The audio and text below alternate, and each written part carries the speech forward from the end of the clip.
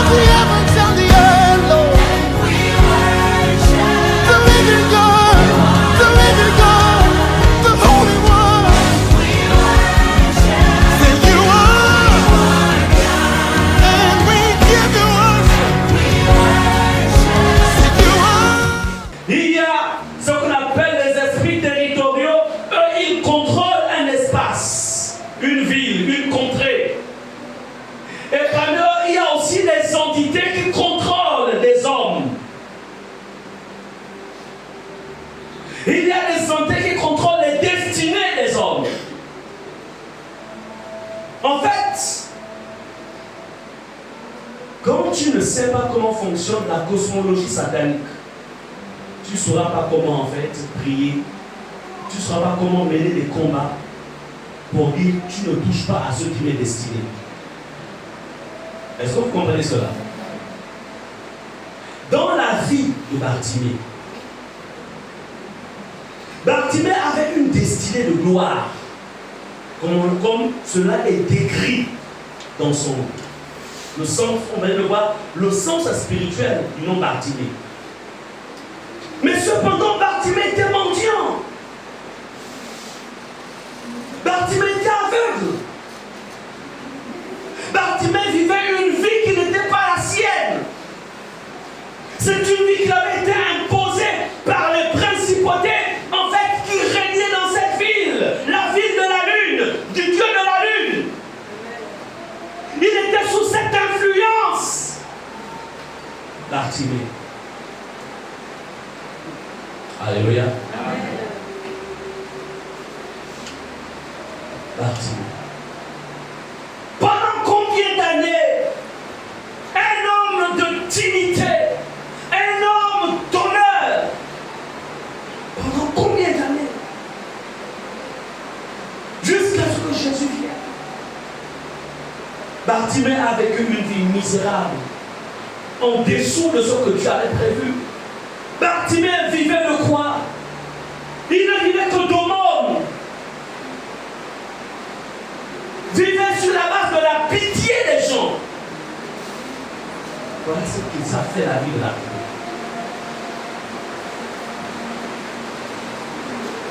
Alléluia.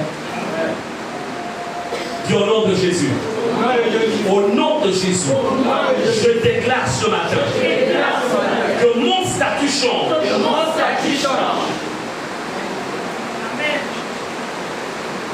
Bien-aimé, Bartimée entendit que c'était Jésus de Nazareth. Bartimée dit, il entendit. Bien-aimé, Bartimée, dans cette situation, il entendit parler de Jésus. Il entendit que Jésus passait par là. Je ne sais pas quelle est la situation que tu vis ou quel est le domaine dans lequel, en fait, l'ennemi te maintient au bord du chemin. Je ne maîtrise pas quel est le domaine de ta vie où il y a de la mendicité. Je ne connais pas quel est le domaine de ta vie où tu es en train de vivre avec des miettes. Je ne connais pas. Mais ce que je sais, c'est que Jésus sait. Et parce que Jésus sait, il va passer à côté de toi pour te dire, viens, sors de ce chemin et rentre sur mon chemin. Alléluia. Vous savez, le plus important, généralement, on aimerait bien que tout le monde sache par quelle situation je passe. Mais écoutez, tout le monde peut être informé, mais tout le monde ne peut pas avoir la solution à ton problème. Mais ce qui est vrai, c'est que Jésus est la solution. Alléluia. Jésus n'a pas la solution, mais il est la solution. Répète au nom de Jésus. Je déclare ce matin. Je déclare ce matin que Jésus est la solution. Est la solution dans ma vie. Au nom de Jésus, je m'adresse maintenant aux entités spirituelles, aux mondes invisibles, aux esprits des choses, aux principautés. Au nom de Jésus, je déclare, il est la solution. Il est la solution. Il est la solution. Au nom de Jésus.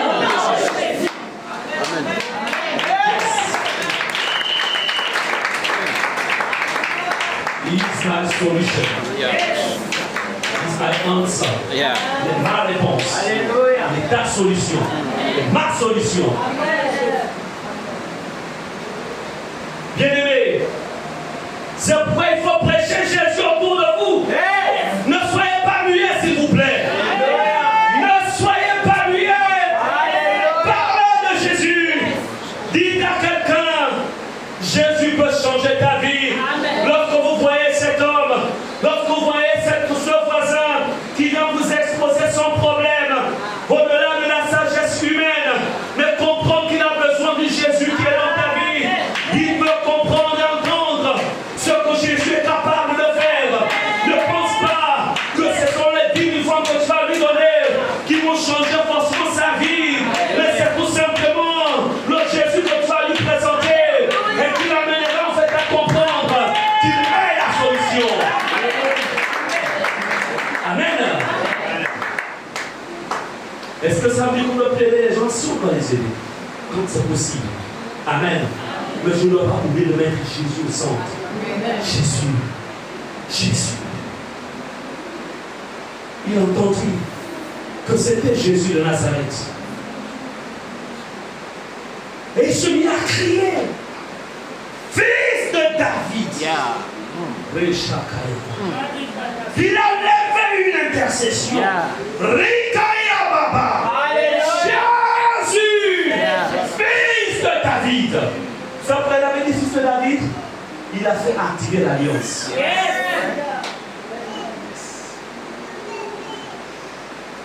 Il a activé l'alliance.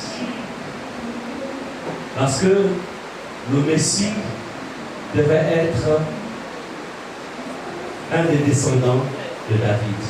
Donc, Bartimée, de là où il était, il avait appris à écouter la parole. Il avait appris à recevoir la parole. Et il avait compris que c'est le Messie. S'il vous plaît, apprenez à crier vers Jésus. Apprenez à crier dans la prière. Appelez-le. Il n'est pas un homme pour mentir. Il dit, mon oreille n'est pas trop nue pour entendre. Alléluia. Son oreille n'est pas trop dure. Aie pitié de moi. Plusieurs le reprenaient pour le faire taire. Combien de personnes veulent vous faire taire pour vous empêcher de venir dans la maison de Dieu? Et vous dites, mais non, ça ne vaut pas la peine. Depuis que tu vas à l'église, qu'est-ce qui a changé dans ta vie? Mon problème, ce n'est pas en fait le fait d'aller à l'église. Mon problème, c'est que quand je vais à l'église, je vais rencontrer Jésus là-bas. Amen. Alléluia. Parce que Jésus est dans sa parole. Donc, je ne vais pas à l'église comme tout le monde. Je vais à l'église par révélation. Je ne vais pas à l'église par religion, mais par révélation. Jésus, aie pitié de moi. Plusieurs le reprenaient pour le faire taire. Bien-aimés, il y a des circonstances qui peuvent vous faire taire. Il y a des situations qui peuvent faire taire votre foi. Il y a des pressions dans la vie qui peuvent faire taire votre foi. Il y a des épreuves qui peuvent faire taire votre foi. Mais il faut être comme Bartimée. Alléluia. Quand l'épreuve veut se multiplier, quand les voix se multiplient, quand tu cries plus fort, Alléluia. eh bien je crierai plus fort. Je crierai plus fort. Je crierai plus fort. Je crierai plus fort. Yes. La Bible dit, mais il criait beaucoup plus fort. On lui disait, tais-toi, pauvre aveugle mendiant. Tu nous fais du bruit. Il a dit Jésus. Alléluia. Amen. Vous savez, il y a des gens qui ne comprendront pas la réalité de la situation dans laquelle tu passes. Yeah. Avoir pitié de quelqu'un ne veut pas dire que tu vis ce que lui il vit. Être aveugle, c'est C'est-à-dire ne pas voir la lumière du jour. C'est ne pas savoir où tu vas. Tu es guidé par quelque chose. Être aveugle, être mendiant, c'est être esclave, c'est être dépendant. Mais ces gens-là qui lui disaient, tais-toi, ils avaient des yeux. Ils avaient la capacité de travailler et d'avoir un revenu. Vous voyez pas la méchanceté des gens, l'indifférence parfois. C'est pourquoi tu ne peux pas t'appuyer sur ce que le voisinage te dit, sur ce que les amis disent, sur ce que les parents même te disent par rapport à ta foi. Ah, toi avec vos églises de réveil, ce n'est pas une question d'église de réveil, c'est une question de découverte. Je l'ai rencontré, ce Jésus. Alléluia. Je marche avec Jésus. Je vais dans ce lieu parce que j'ai rencontré Jésus.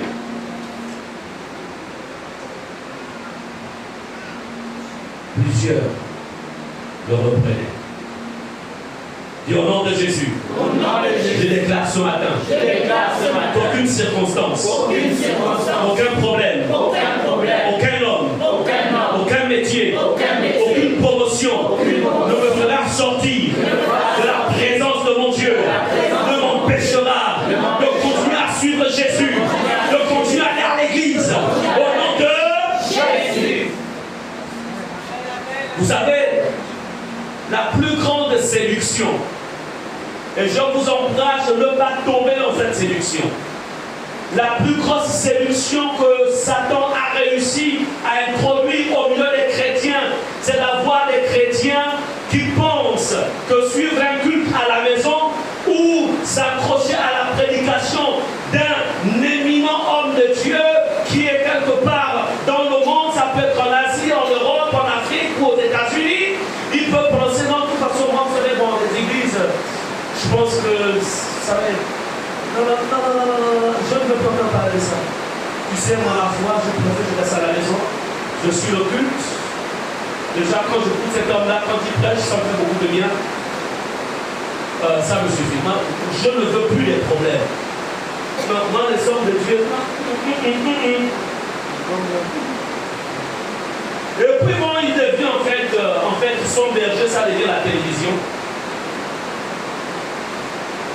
Mais bien aimé, je disais à quelqu'un, je ne sais pas, est-ce que vous avez déjà vu un faux billet de 500? Vous avez déjà vu un faux billet de 500? Hein? Vous avez déjà vu ça? Mais il existe un faux billet de 10 000 là. C'est-à-dire, quand il y a des faux billets, les fossoyeurs, comme ça on les appelle, ils ne vont pas faire des faux billets de 500 francs. Ils vont être attirés pour faire des faux billets de 10 000. Parce qu'il sait que s'il arrive à multiplier ces faux billets de 10 000, il peut facilement se retrouver avec même 100 millions. Est-ce qu'on est ensemble? Amen. Donc ça veut dire quoi? Là où il y a le faux, ça veut dire que le vrai existe. Donc s'il y a des faux ouvriers de Dieu, ça veut dire qu'il existe des vrais ouvriers de Dieu. Amen. S'il existe des fausses églises, ça veut dire qu'il existe aussi une vraie ou des vraies églises. Amen. Est-ce qu'on est ensemble? Amen. Et d'ailleurs, ces gens qui réfléchissent comme ça ne connaissent pas la Bible. Parce qu'il est écrit dans les derniers temps. En fait, il y aura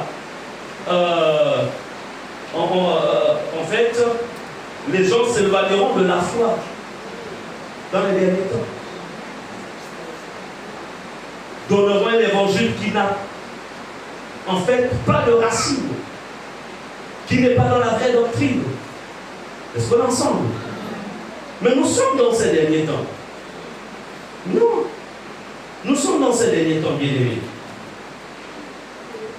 Alors, le danger, c'est que quand on réussit, quand l'ennemi réussit, regardez ce que dit, c'est 1 Timothée 4, verset 1, mais l'Esprit dit expressément que dans les temps, quelques-uns abandonneront la foi pour s'attacher à des esprits séducteurs et à des doctrines de démons par l'hypocrisie des faux docteurs portant la marque de la flétrissure dans leur propre conscience. C'est écrit. Faux docteur, faux pasteur, faux. Donc, est-ce que c'est à cause de ce...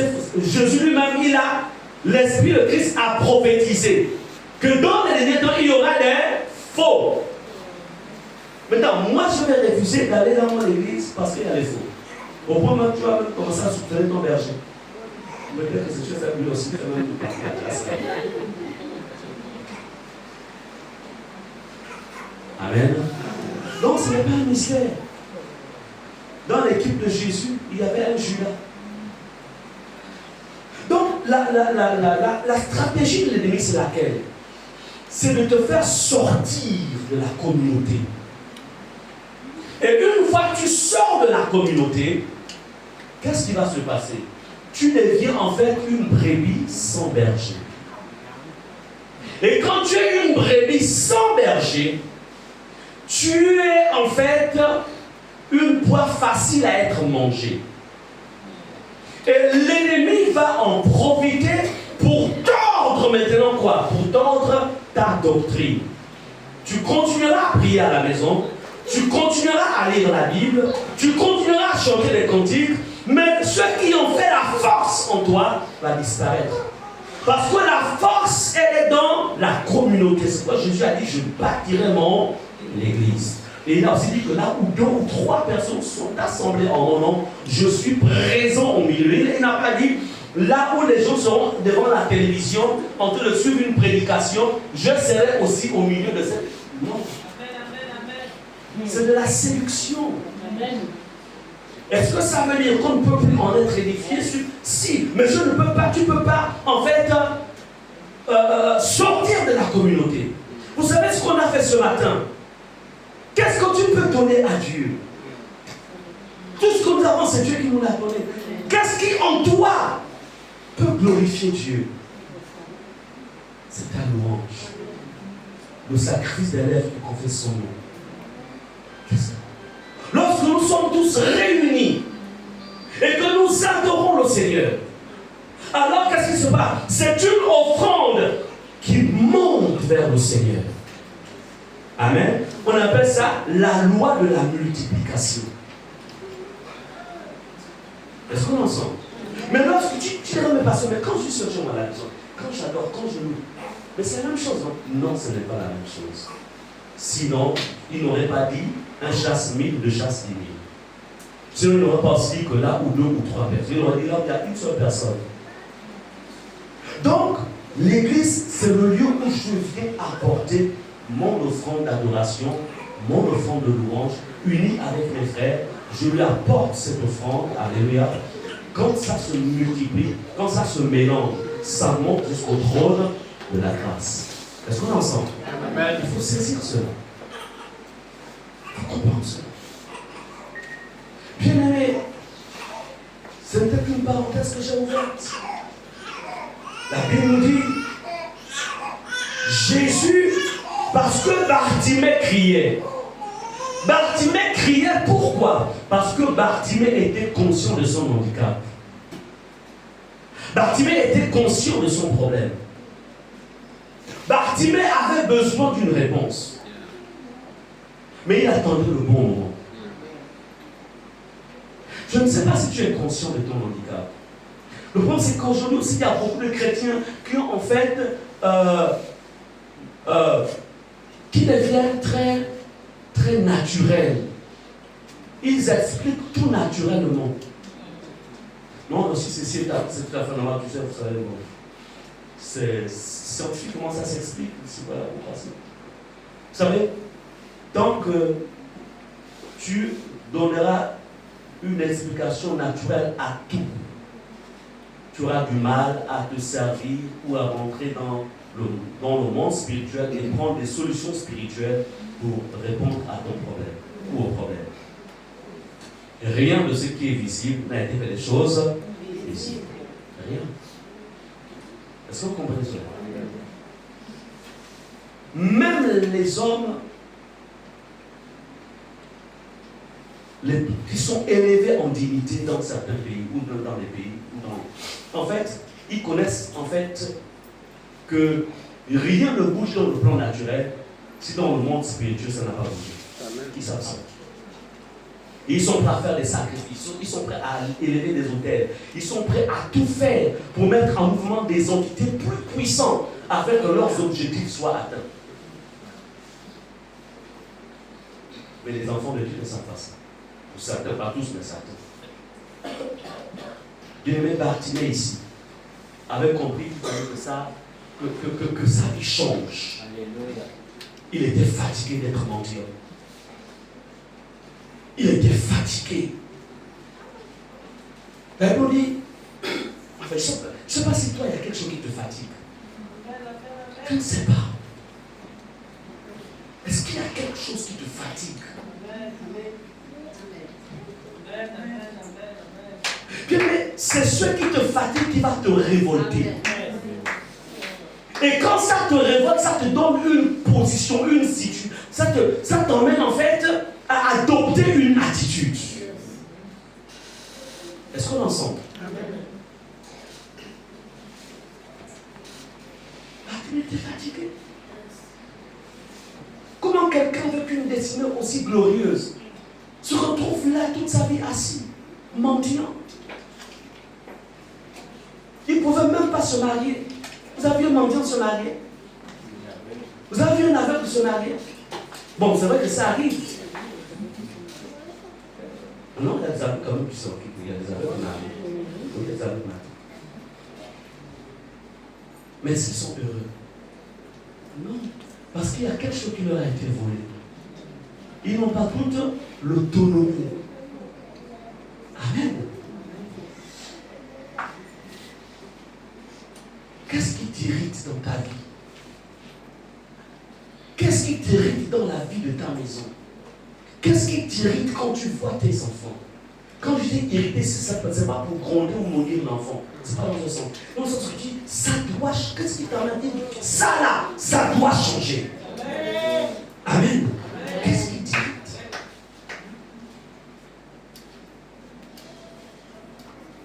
Bien-aimé, quand Bartimée a crié, la Bible dit au verset 39, Jésus s'arrêta. C'est-à-dire que ce ne sont pas tous les cris. Hein? Quand il a commencé à crier, Jésus, fils de David, Jésus ne s'est pas arrêté. Il a dit, même si tu ne t'es pas arrêté là, je vais monter plus fort. Jésus, fils de David. La Bible, il s'arrêta. C'est-à-dire que Bartimée, il a jeûné un jour, ça n'a pas changé. 2 jours, ça n'a pas changé. 3 jours, ça n'a pas changé. 7 jours, ça n'a pas changé. 14 jours, ça n'a pas changé. Il dit, on va monter jusqu'à 21. Jésus va t'arrêter. Amen.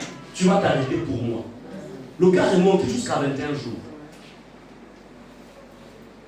Au 21e jour, Jésus s'est arrêté.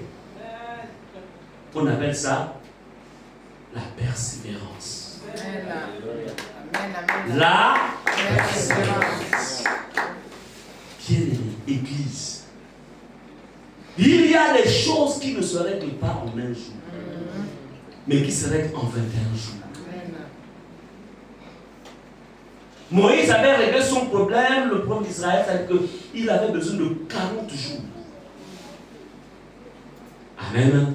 Ce n'était pas 39 jours et demi, il fallait 40 jours. Jésus aussi avait besoin de régler son dossier pour avoir tout l'équipement. Il avait besoin de combien? 40 jours.